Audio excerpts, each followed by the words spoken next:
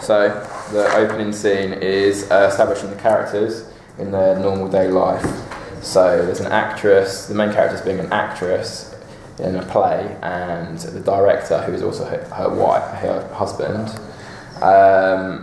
So we're just seeing them in normal day life at the end of a play. So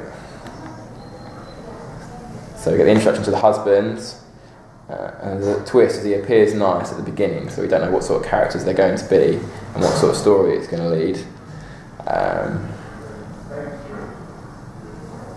But eventually he ends up dead, so we wouldn't suspect that from this opening scene, so it leaves like questions to the audience. So the first actual scene is going to be the detective sitting in his office looking through newspaper articles of the actress that has been murdered. In the background there'll be a voiceover of the radio news, the news on the radio and headlines. Okay, in scene 2, we're going to use a jump cut to the detective following the girl who is supposedly dead. He sees her on multiple occasions and doesn't understand how she's alive. After reading multiple stories of her, he falls in love with her through reading her diary, and of which he acts as his motive of getting to the bottom of her murder. Scene 3. Yeah.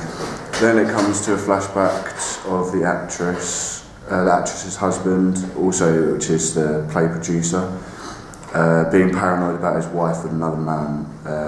Perhaps another leading actor in the play. So that's the first sort of insight to the love triangle we get, and the audience can sort of make their own assumptions of what they think is going to happen, so we want them to keep watching. So in the next scene, the husband is confronting her, telling her if she's with another man outside the play, she'll regret it. So this is the first sort of real glimpse of the husband's character we get. Scene 5, the husband sees her with him and organises her to be killed. In scene 6, the hitman waits for her on her normal way home, which is going to be the train station, which we use some location shots for. Yeah, so we get to see more of their daily routine at the train station and so on, get familiar with where they go. There's a mix-up between... the hitman has a mix-up, and he actually goes after the wrong girl instead because she looks very similar. This girl we'd also seen in the initial scenes at the play, because they worked together at the play. So we'd have seen that they look together and recognise that now. So it's sort of the story's starting to come together at that point.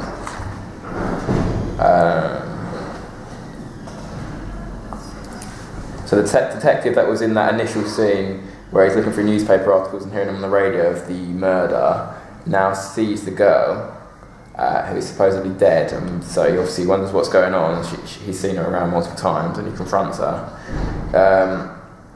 He explains what happened in detail, so if there's any confusion with the audience not following the story correctly, they now know that perfectly. They then sort of put the story together, again, more explaining it to the audience, but they're talking to each other in a conversation, explaining what must have happened with the other woman that looks like her and works at the same play, takes the same train home. So this is where all these sort of loose knots come together.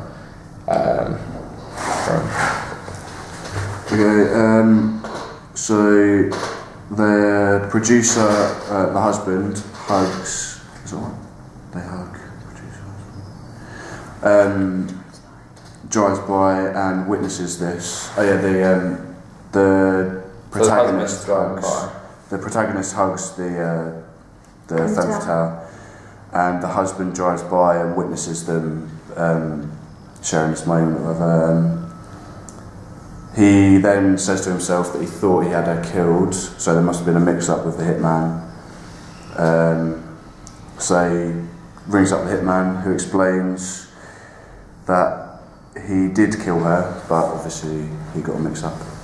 So basically he ends up killing the detective who's trying to help the woman because the husband thinks that's the man that she's been seeing, and really it's been somebody else. So that's the end of the story. We decided to focus our plot on the film noir Allura because we thought it'd be really effective and we really liked the storyline.